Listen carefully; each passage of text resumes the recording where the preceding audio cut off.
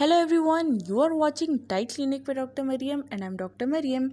और हमने अपनी पिछली वीडियो में डिस्कस किया था थायराइड ग्लैंड के बारे में और आज हम डिस्कस करेंगे थायराइड ग्लैंड की डिजीज़ के बारे में। ठीक है, तो सबसे पहले हम डिस्कस करने वाले हैं हाइपोथायराइडिज्म के बारे में। हाइपोथायराइडिज्म होता क्या है? हाइपोथायराइडिज्म उस कंडीशन को कहते हैं जब आपका थायराइड ग्लैंड अंडर एक्टिव है, यानी कि आपका थायराइड ग्लैंड ठीक तरीके से थायराइड हार्मोन प्रोड्यूस नहीं कर रहा, यानी कि T3 और T4। ठीक है, अब क्या होता है कि अगर हम देखते हैं कि थायराइड ग्लैंड को, जिसको हम अंडर एक्टिव होने को हाइपोथायराइडिज्म कहते हैं, तो हाफ ऑफ द हाइपोथायराइडिज्म के जो केसेस हैं वो हाशिमोटोस थायरोइडाइटिस की वजह से होते हैं। ठीक है, हाशिमोटोस थायरोइडाइटिस एक ऑटो इम्यून डिजीज़ है। ठीक है, ऑटो इम्यून डिजीज़ वो डिजीज़ होती है जिसमें आपकी बॉडी की जो सेल्स हैं, ठीक है, उनको आपकी बॉडी खुद ही एक एनिमी समझकर, ठीक है, जैसे कि कोई भी आपकी बॉडी में बाहर से फॉरेन एजेंट आता है, ठीक है, तो उसको आपकी बॉडी किल करती है। ठीक है, कोई भी बैक्टीरिया आता है उसकी भी बॉडी किल करती है। ठीक है, लेकिन इस कंडीशन में क्या होता है कि आपकी बॉडी के सेल्स को, जैसे अगर हम थायराइड की बात करें तो हाशिमोटोस थायरोइडाइटिस में स्पेसिफिकली आपकी जो थायराइड ग्लैंड है उस आपकी बॉडी आपकी थायराइड ग्लैंड के सेल्स को डैमेज करना शुरू कर देगी खुद ही। ठीक है, अपने ही बॉडी के सेल्स को। ठीक है, तो ऐसी कंडीशन को हम कहते हैं कि ये ऑटो इम्यून डिजीज़ है। ठीक है, यानी कि आपकी बॉडी अपने ही इम्यून सिस्टम जो है वो आपकी बॉडी को डैमेज करना शुरू हो गया है। ठीक है, और इस कंडीशन को हम हाशिमोटोस थायरोइडाइटिस कहते हैं। ठीक है, तो थायराइड ग्लैंड जो है वो मेनली जो ज़्यादातर आपकी वुमेन में होता है। ठीक है, इसकी प्रेवलेंस जो वुमेन में as compared to man high है।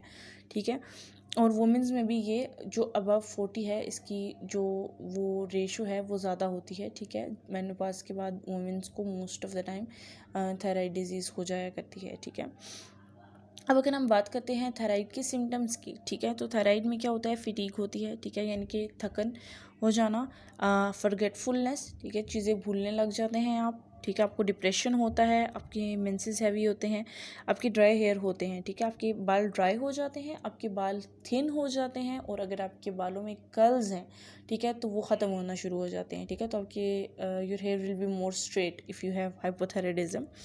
और इसके अलावा मूड स्विंग्स होते हैं आपके। ठीक है, आपका वेट गेन होता है, आपकी आवाज़ भारी हो जाती है। ठीक है, आपकी स्किन ड्राई होना शुरू हो जाती है। ठीक है, और इसके अलावा आपको कॉन्स्टिपेशन का इशू रहता है। ठीक है, ये सब वो सिम्टम्स हैं जो आप एक्सपीरियंस करते हैं इफ़ यू हैव हाइपोथायराइडिज्म। ठीक है, अब जिस बंदे को हाइपोथायराइडिज्म हो जाता है, ठीक है, तो how will you treat hypothyroidism? ठीक है, सबसे पहले तो ये देखते हैं कि आप इसको डायग्नोस कैसे करेंगे। तो डायग्नोसिस के लिए इसका लैब्स की जाती हैं। ठीक है, आपके थायराइड फंक्शनिंग टेस्ट होता है। ठीक है, जिसमें आपकी TFTs की जाते हैं, हम कॉमनली उसको TFTs कहते हैं। ठीक है, उसमें आपका TSH होता है, thyroid stimulating hormone, T3 and T4। ठीक है, इन 3 हार्मोन्स का टेस्ट किया जाता है। ठीक है, और आपका अगर उसमें आपके TSH के लेवल रेज आते हैं, ठीक है, तो वो एक स्पेसिफिक रेंज से 4.5 से अगर आपके थायराइड के TSH के लेवल रेज आते हैं, दैट मीन्स कि आपको थायराइड है। ठीक है, क्योंकि उसमें जैसे कि इसका मैकेनिज़्म हमने अपनी पिछली वीडियो में डिस्कस कर लिया है, और अगर आपने हमारी पिछली वीडियो नहीं देखी तो ऊपर जो आइकन शो हो रहा है उसको क्लिक करके वो वाली वीडियो देख सकते हैं। ठीक है, अब हम इसकी डायग्नोसिस की बात कर ली। अब हम देखते हैं कि हम इसको ट्रीट कैसे करेंगे। ठीक है, तो ट्रीट करने के लिए जो नॉर्मली आपको थायराइड दी जाती है, सिनथायराइड दिया जाता है। ठीक है, आर्टिफिशियल थायराइड, क्योंकि जैसे कि मैंने कहा कि आपकी बॉडी का जो थायराइड है वो ठीक तरीके से काम नहीं कर रहा है। ठीक है, जो अगर आपकी बॉडी में थायराइड ग्लैंड ठीक तरीके से काम नहीं कर रहा है, वो थायराइड हार्मोन प्रोड्यूस नहीं कर रहा है। ठीक है, तो अब हमें तो थायराइड चाहिए ना, आपकी बॉडी को थायराइड हार्मोन चाहिए होता है। ठीक है, उसकी जो इंपॉर्टेंस है, जो फंक्शंस हैं, वो भी हम पहले डिस्कस कर चुके हैं। ठीक है, जैसे कि हमारी मेटाबॉलिज्म में इन्वॉल्व होता है, आपकी बॉडी के हर सेल की मेटाबॉलिज्म के लिए आपको थायराइड हार्मोन की ज़रूरत होती है। ठीक है, तो आपको डेली बेसिस पे एक specific amount of the thyroid hormone चाहिए ही चाहिए। ठीक है, जैसे आपको आपका इंसुलिन चाहिए होता है, जैसे आपको अपने बॉडी के बाकी हार्मोन्स की ज़रूरत होती है, ऐसे आपको थायराइड की भी डेली बेसिस पे ज़रूरत होती है। ठीक है, तो फिर आपको आर्टिफिशियली थायराइड दिया जाता है। ठीक है, जो आपको थायरॉक्सिन की नॉर्मली आपको थायरॉक्सिन होती है, ठीक है, जो हम देते हैं, और या फिर थायरोनॉम के नाम से मेडिसिन आती हैं, ठीक है, और उनकी जो डोजेज है वो according to your thyroid functioning वो डॉक्टर आपको फॉलोअप लेते हैं, और फिर हम देखते हैं कि किस तरह से आपका थायराइड कितना फंक्शन कर रहा है, और उस हिसाब से फिर आपकी डोजेज सेट की जाती है, ठीक है। अब हम देखते हैं कि ये तो थी आपकी मेडिकल मैनेजमेंट, ठीक है। अगर अब देखते हैं हम न्यूट्रिशनली क्या क्या कंसर्न्स होते हैं if you are a hypothyroidism patient. So अब हम देखते हैं MNT फॉर हाइपोथायराइड। तो क्या होता है कि सबसे पहले तो गाइट्रोजन्स अपने अवॉइड करने हैं, ठीक है। गाइट्रोजन्स क्या होते हैं, वो ऐसे आप कह सकते हैं टॉक्सिन्स होते हैं, ठीक है, जो आपके थायराइड को डैमेज कर सकते हैं, ठीक है। तो गाइट्रोजन्स किस में होते हैं? गाइट्रोजन्स आपकी क्रूसीफेरस वेजिटेबल्स में होते हैं। क्रूसीफेरस वेजिटेबल्स में आप क्या आ जाती हैं? कैबेज आ जाती है, आपकी ब्रोकली आ जाती है, ठीक है, आपकी जितने भी ग्रीन लीफी वेजिटेबल्स हैं, ग्रीन वेजिटेबल्स बेसिकली वो आ जाते हैं, ठीक है। इसके अलावा आपके सोयाबीन्स आ जाते हैं इसके अंदर, ठीक है। और हम जो जैसे कि मैंने कहा गाइट्रोजन्स हैं, ठीक है, गाइट्रोजन्स को अगर आप कुक करते हैं, ठीक है, कुकिंग वगैरह से या फर्मेंटेशन से इनका जो इफ़ेक्ट है वो कम किया जा सकता है, लेकिन फिर भी ये आपके लिए डैमेज कॉज कर सकते हैं, ठीक है। और इसके अलावा और क्या चीज़ें हैं जो हमारे थायराइड ग्लैंड के लिए ज़रूरी होती हैं, ठीक है, कौन कौन से न्यूट्रिएंट या कौन कौन से मिनरल्स या विटामिन्स हैं जो ज़रूरी होते हैं, जो बेनिफिशियल हैं यू कैन से, उनमें सबसे पहले आ जाता है आयोडीन, ठीक है। आयोडीन आपकी ह्यूमन बॉडी के अंदर एक ट्रेस मिनरल है, ठीक है, ह्यूमन बॉडी के अंदर प्रेजेंट होता है 10 to 15 mg, ठीक है, और ये 70 to 80% आपके थायराइड ग्लैंड में होता है, ठीक है। आयोडीन क्या करता है कि आपकी एक तो थायरोग्लोबुलिन प्रोटीन के साथ बाइंड करता है, ठीक है। इसके अलावा आपका एक्टिवली ऑब्जॉर्व होता है थायराइड ग्लैंड के अंदर, और ये आपकी T3 और T4 की हार्मोन की प्रोडक्शन में इन्वॉल्व होता है आयोडीन, हम जो मिनरल है, ठीक है।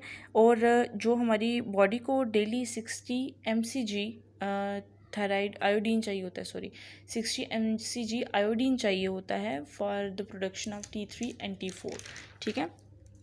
इसके अलावा अगर हम आयोडीन को आयरन के साथ देते हैं, ठीक है, तो इसमें जो थायराइड के हार्मोन की जो वो है प्रोडक्शन है वो बेटर होती है, ठीक है।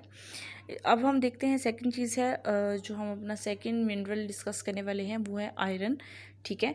अब आयरन में क्या है कि डिफरेंट स्टडीज़ में देखा गया है कि जिन वुमेंस के लो आयरन स्टोर्स होते हैं या जिनके अंदर आयरन डेफिशिएंसी एनीमिया होता है, उनकी थायराइड की फंक्शनिंग जो है वो इम्पेयर्ड हो जाती है, ठीक है।